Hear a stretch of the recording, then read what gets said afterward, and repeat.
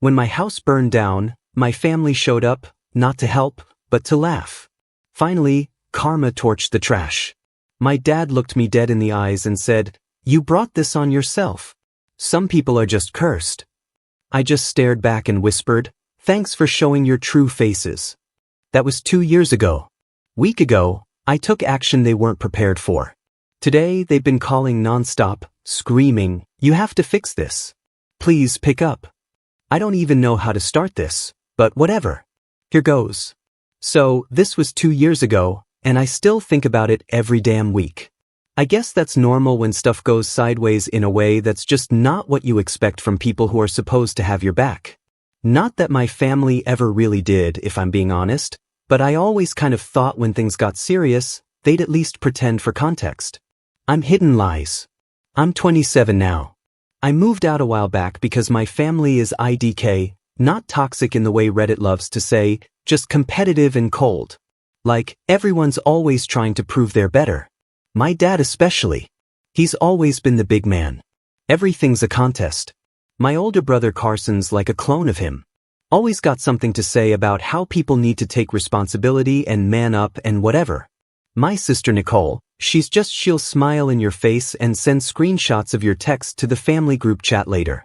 Mom just tries to keep everyone from killing each other, but she's got that "I warned you" look down to an art. So anyway, I'd scraped together enough for this old rental house. Nothing special, but it was mine and it was quiet and I could have my own life. First couple months were good. I had my own routines. Nobody breathing down my neck. I didn't invite people over. Didn't have family dinners. Just did my own thing. I know they all thought I'd fail, but TBH, I was fine with that. Kept my head down, paid my own bills, sorted out my own stuff. I didn't ask them for anything. Not even when my car battery died and I had to Uber to the groceries for a week. Then one night, everything just went sideways. I'd been up late, probably doom scrolling on my phone, when I smelled smoke. At first, I thought maybe I left something on, but the fire alarm started going off and I realized it was real. I grabbed my phone, wallet, keys, didn't even put on shoes, just bolted out. The fire department came fast. But the house was old and by the time they got it under control, half the place was black. I just stood there on the curb watching my stuff go up. And honestly, I felt weirdly blank, like I should be freaking out, but my brain was just stuck on repeat. Anyway, I called Carson because I didn't know who else to call and he actually picked up. I told him what happened. Said I just needed a ride or something. He said he'd come by. Thought maybe, just maybe, this was the moment someone would step up. Not 20 minutes later, my whole family rolled up. Not just Carson, but my dad, Nicole, her fiancé, who I barely know, and Mom. They all got out, and for a sec I thought, okay, maybe they're here to help. But then Carson walked right past me, pulled out his phone, and started filming the house. He was laughing, like full-on laughing. Dad was right behind him, shaking his head, not even looking at me. Nicole got out, heels sinking into the grass, and goes, "Wow, karma really does work." She started taking selfies with the house in the background like she was at some influencer event. Her fiancé just stood there watching. Mom hung back by the car, arms crossed, not saying anything. I tried to talk, but my throat was dry, so I just leaned against the mailbox and watched them. Carson kept making comments like, "Guess that's what happens when you bail on your family, huh? And some people are just cursed, man." Dad looked at me dead in the eyes and said, "You brought this on yourself. Some people just attract bad luck." I stared at him and said, "Thanks for showing your true faces." I didn't even raise my voice, just said it. He shrugged and turned away. I guess I should have expected it, but damn, it was still a punch. I could hear the fire captain talking to someone else about insurance and stuff, but I wasn't listening. Carson walked over, slapped me on the shoulder, not hard, but like not gentle either, and said, "Tough break, bro." I pushed his hand off. He smirked and backed away.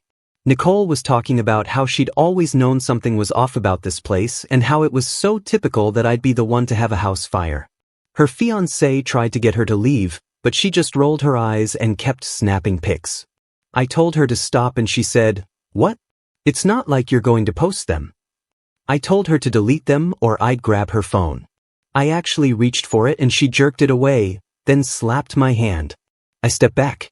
Didn't want to get into it right there, especially with the neighbors out watching. Dad started telling me I needed to learn from this and how maybe now I'd see why the family sticks together. I said, "Yeah, great family." He rolled his eyes, walked back to the car, slammed the door. Mom finally came over, handed me a bottle of water. She said, "You should come home tonight." I told her, "No, I'd figure it out." She shrugged, said she tried. They stayed for maybe 15 minutes, just long enough for the fire trucks to. Carson kept pacing around, taking calls, acting like he was in charge. He told one of the firemen he was my emergency contact and tried to get info about the cause. I heard him say, "Yeah, he's always had bad luck with stuff like this." The fireman just nodded and walked off. When they finally left, Nicole slammed the car door so hard the whole thing shook. I just stood there watching the tail lights. Some of the neighbors came over, asked if I was okay, if I needed a place to crash. I said I'd figure it out. I didn't want to owe anyone anything. The next day, I got a text from Carson, just a pic of the burned house with a crying, laughing emoji. I didn't respond. Nicole posted a pic of her and her fiancé at brunch. Captioned, "Some people just can't help burning bridges." Mom called once, left a voicemail, said she hoped I was okay, and to let her know if I changed my mind about coming home. Dad didn't call at all. I guess that's just how things are in my family. If you don't play the game, you're fair game. I was always the odd one out because I wouldn't take sides in their stupid feuds. Wouldn't help Dad with his projects. Wouldn't help Carson with his endless drama. Wouldn't babysit for Nicole when she needed a backup. I went my own way and they hated that. They said I was selfish, ungrateful, whatever. I never bought into it. But when you see them standing in front of your burned house laughing, yeah, it hits different. I stayed with a friend for a while, worked out the insurance stuff, found somewhere else to. I didn't talk to my family for a long time after that. I just kept thinking about the way Dad looked at me like I was a mess he'd warned everyone about. I keep thinking about what he said. Some people are just cursed. Like, what did I ever do that was so bad? I didn't steal from them. Didn't screw them over. Just didn't want to play their games. I promised myself that night I'd never let them get the upper hand again. I know how they work. I know what matters to them. I wasn't going to sit there and let them treat me like trash. Not anymore. I've got receipts. I've got patience. And I don't forget. That's part 1.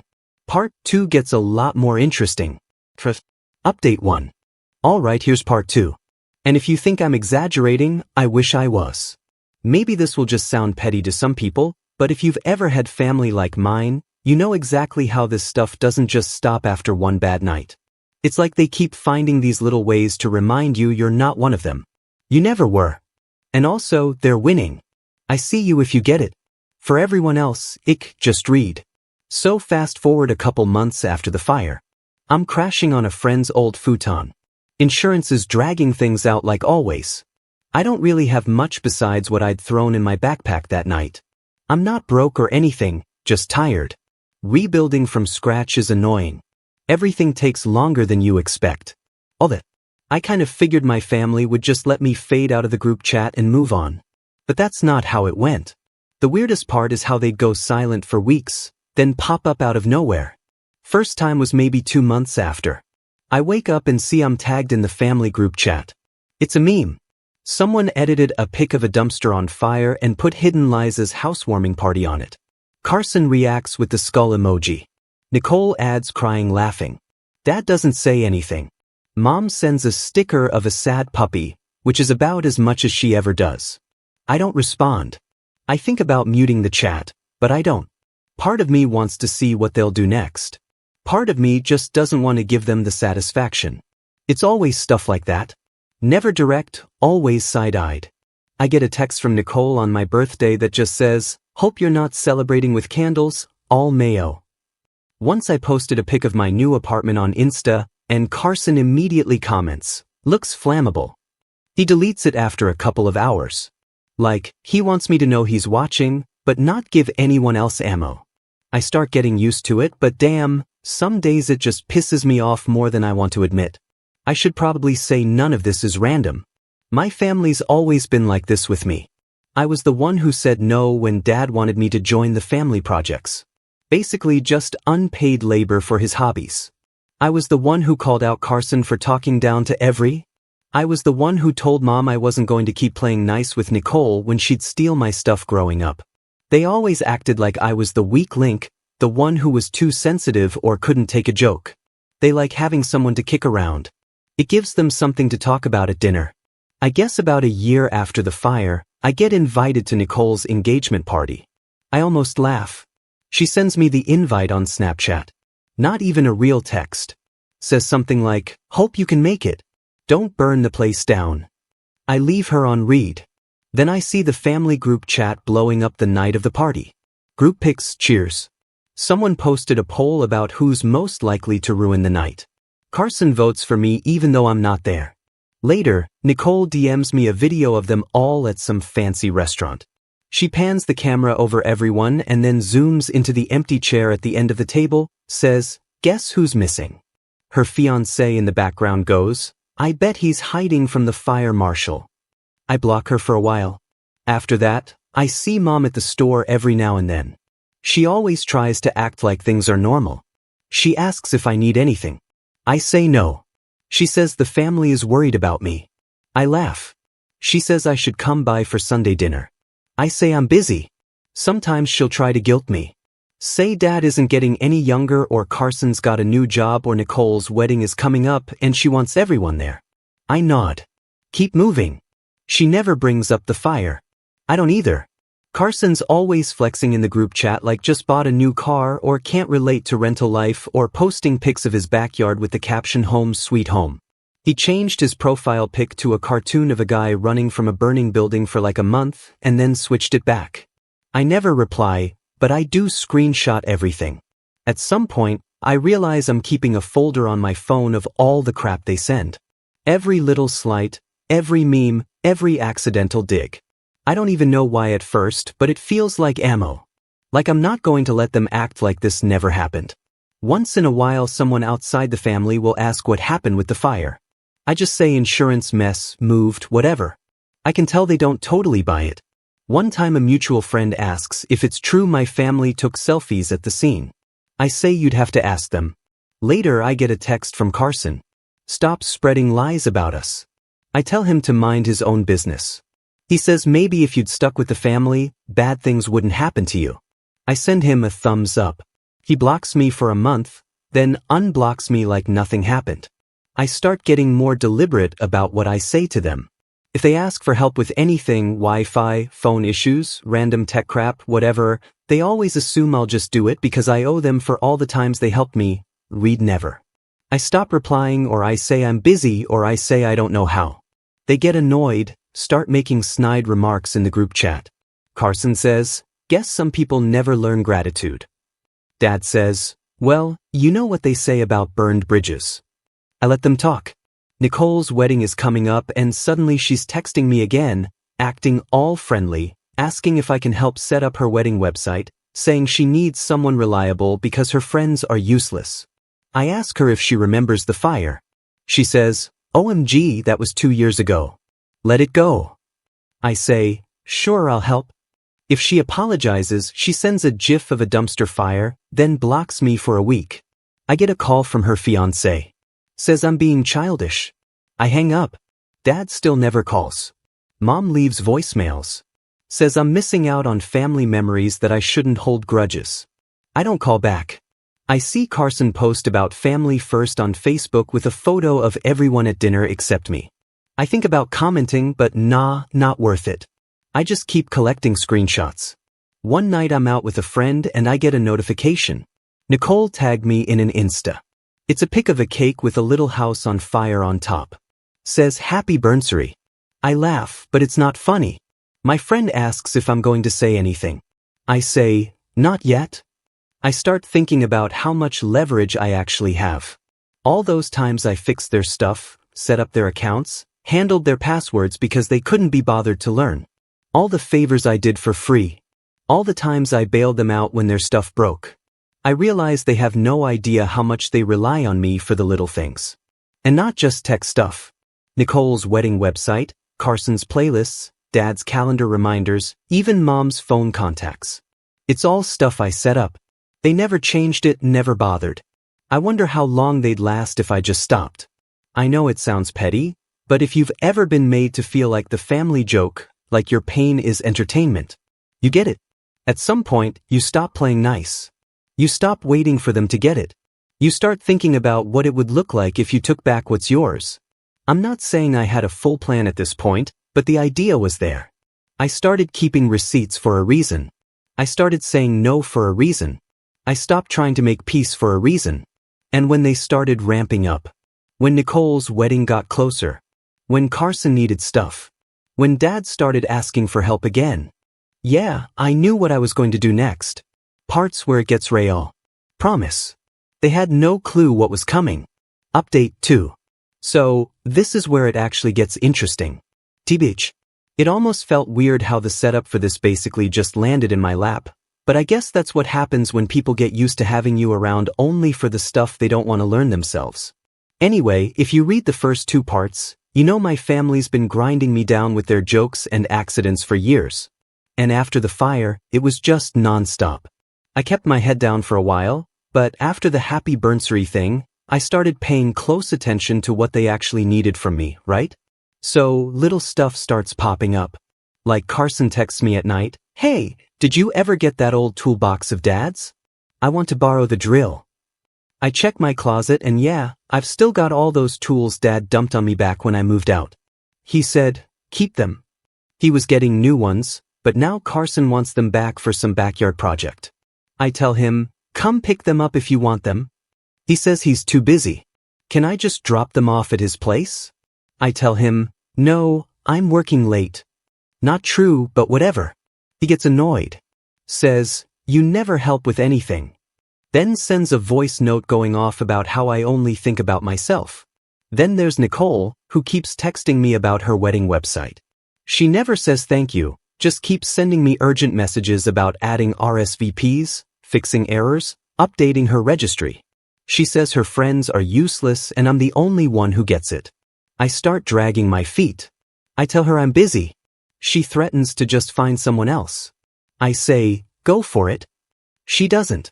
Instead, she calls Mom and complains. And then I get a call from Mom asking why I'm making things difficult.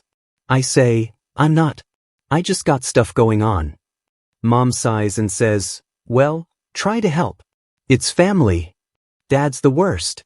He's got some calendar and contact stuff I set up for him like 3 years ago. And now he keeps texting me because it's all out of sync with his phone. He says, you need to fix this before I miss something important. I tell him to call tech. He says, you are tech support. I just leave him on read. Here's the thing. I realized finally how dependent they are on me for all the annoying little things they never wanted to learn. They all talk a big game. But when push comes to shove, I'm the one who set up their Wi-Fi, connected their smart home stuff, programmed their streaming apps, built their group playlists, even handled password resets for their dumb email accounts. They think it's nothing. They forget it's all stuff that takes time and that I know where all the bones are buried. So, I start pulling away, but not just that. I decide to make it clear. First, I collect the tools in a box and text the family group chat. Last call on these, picking up or tossing. Carson says, just bring them. I'll pay gas. I tell him, come get them yourself. He pushes. I say, no. He gets mad and calls me soft. Dad chimes in, says, you're being petty. I say, you left them at my place for 3 years. Not my problem. Nicole's website starts having issues. Her fault. She changed the setting. And now she's texting in all caps. I tell her, I'll fix it when I have time. She says, your attitude is ruining my wedding. I say, maybe ask someone else. She tries to guilt me. Says I'm letting down the family. I send her a thumbs up. She calls me. I don't answer. Next day, she shows up at my door, bangs until I open. She starts yelling, says I'm sabotaging her big day. I tell her to get off my porch. She tries to push past me. I block the door with my foot. She slaps my arm. Push her back. She screams at me. Says I'm dead to her, then stomps off and slams her car door. Dad calls later, Starts ranting about respect and loyalty and how I'm embarrassing the family. I don't let him finish. I hang up. Carson texts, "Bro, you're being crazy." I don't answer. I get a string of missed calls. I mute my phone. Then I start actually pulling the plug on stuff. Not just ignoring them, but actively walking back everything I ever set up. I log into all the accounts where I'm the admin and remove myself from everything. I change the passwords on anything in my name and tell them, if you want access, set it up yourselves. I delete myself from their group subscriptions, stuff I'd been paying for out of habit. I reset the Wi-Fi routers I bought for them years ago. Text the new login to the family chat, then log out for good. I send Carson a calendar invite to pick up the tools or lose them. He doesn't show. I sell the whole box on Facebook Marketplace for $50. I tell him after he calls me screaming. I let it go to voicemail. Nicole's wedding site finally crashes completely. She loses her RSVP list. She texts me non-stop, threatens to come over again. I block her number. Mom texts, says I'm causing drama, says I should just apologize. I don't answer. The best part is I know how much they rely on all this. Dad can't access his contacts or calendar anymore. Carson's backyard project is on hold because he can't find good help. Nicole's wedding is in chaos because her registry is down and half her guests can't find the location. I know because they all start blowing up the group chat, blaming each other, blaming me, demanding I fix it. I don't say a word. I see Carson at a gas station a few days later. He walks up, tries to act tough, says I'm ruining everything for no reason. I tell him, "You made your choices, now deal with it." He tries to shove me. I shove him back. He calls me a loser. I tell him to grow up. He storms off, slams his car door, peels out. It's wild how fast they go from acting like you're worthless to acting like you're essential. When things start breaking down, I start getting texts from people I barely know. Nicole's friends, Carson's girlfriend, even Mom's book club buddy asking if I can help. I ignore them all. It's not about the tech or the tools or the stupid wedding. It's about them needing me and never wanting to admit it. And now they finally see what it's like when I'm not there to mop up their mess. They're not stupid, but they're so used to me being the fall guy. They never saw it coming. End of the day. I don't feel bad, not even a little. They lit the match. I just let the fire burn out. Next part is basically the fallout. They start getting desperate. Calls, texts, even showing up at my place. It gets louder. Not my problem. Let me know if you're still here. This is the part that actually made me laugh. For real, final update. So, I figured when stuff finally started falling apart for them, they'd just ignore it like they always do or try to fix it themselves and then act like they never actually needed me. But nah, it did not go down like that. What really got me was how fast it all hit. Like once one thing broke, the dominoes started falling and the desperation actually wild. Damn, I still laugh about it sometimes. First weird thing I noticed was my phone blowing up early one morning. Like not just a couple texts. I mean legit over 40 notifications, missed calls, voicemails, even Facebook messages from people I haven't talked to since high school.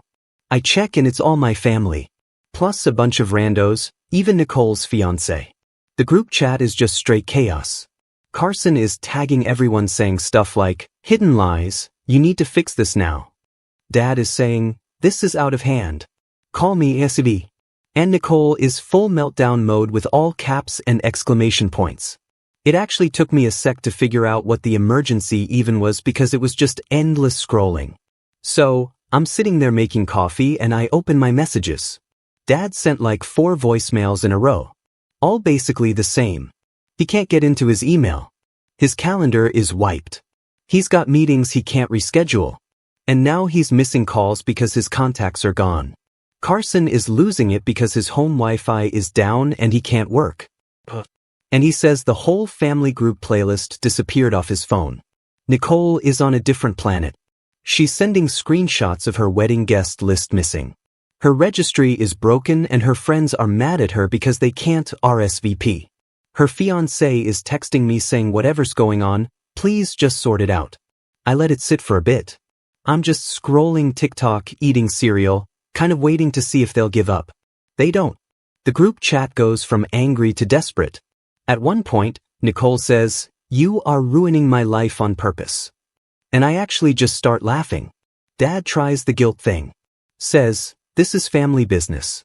You need to step up." Carson is threatening to drive over and settle this. I just put my phone on silent by noon. Mom shows up at my door, which like I should have expected, but didn't. She's knocking, calling my name, says, "We just need to talk. Just come outside." I open the door a crack. She's all, "Don't do this. They're all losing it. Why can't you just fix it?" I tell her, "I'm done. I told everyone I was done. They're on their own." She tries to step inside. I block the door. She sighs. Says, "You're really going to let the whole family fall apart over a few mistakes?" I say, "It's not my problem, Mom. They made their choices." She pats my shoulder. I pull back. She turns and leaves, slamming the car door about an hour later. Carson actually does show up. He's hot about it, comes right up, starts yelling from the porch, says, "You're being a child. This is all your fault. Nobody else would do this to their blood." I tell him to leave. He pushes past me and I shove him back down the steps. He tries to slap my arm. I block him. He kicks at the door frame, swears at me, then storms back to his car and sits there for like 10 minutes before peeling out. Nicole tries calling me on every app she can think of. Snap, Insta, even Telegram. I block her everywhere. She leaves voicemails just crying and swearing, then calls back with her fiancé, yelling in the background. I don't pick up once. Later, I get a text from one of her friends says, "You're being really unfair. You're ruining everything for Nicole." Block her. I hear from a cousin that Dad's business stuff is actually tanking. He's missing appointments and had to reschedule a bunch of stuff last minute. I guess his contacts are a mess and nobody can figure out the system I set up. Carson's girlfriend posts on her story about people who sabotage family and tags me. I reply with a fire emoji and block her too. The group chat is just a wall of messages now, all caps, all day, every day. "You have to fix this. Please pick up. You're destroying the family. You're selfish. You're cursed." And on and on. The best part, they try to get other people to talk to me. An uncle I haven't seen in years, a family friend from church, even Mom's book club lady. I ignore all of them. I'm not getting guilt back in. I see Carson one more time at the... He tries to block my path, says, "Just fix it and we'll forgive you." I laugh and keep walking. He grabs my arm. I shrug him off. He mutters something about never talking to me again. I say, "Good," and walk out. The only one who sort of gets it is Mom. She calls one more time, leaves a voicemail that's mostly just silence, then says, "I hope you're happy. You got what you wanted." I delete it, so now it's just quiet. I still get random calls, still get blocked and unblocked, still get the occasional guilt trip message, but I'm out. They're on their own. And I'm not swooping in to save anybody. Not after what they did, not after years of being the family joke, the punching bag, the cursed one. If you read all of this, I guess you get why I did what I did. I'm not sorry. I'm not fixing anything. They wanted me out. Now they get to see what that actually means. I'm not saying I won or that life's perfect now. But at least I can say I finally stopped playing their game. They're still calling, still yelling, still begging. Not my problem. I'm good. Appreciate the people who stuck with the updates. Father, I know this isn't some movie ending or whatever, but honestly, sometimes just walking away is the only real move you get. If you've ever been the scapegoat and finally fought back, I see you. I'll be chilling, blocking numbers, living rent-free in their heads forever.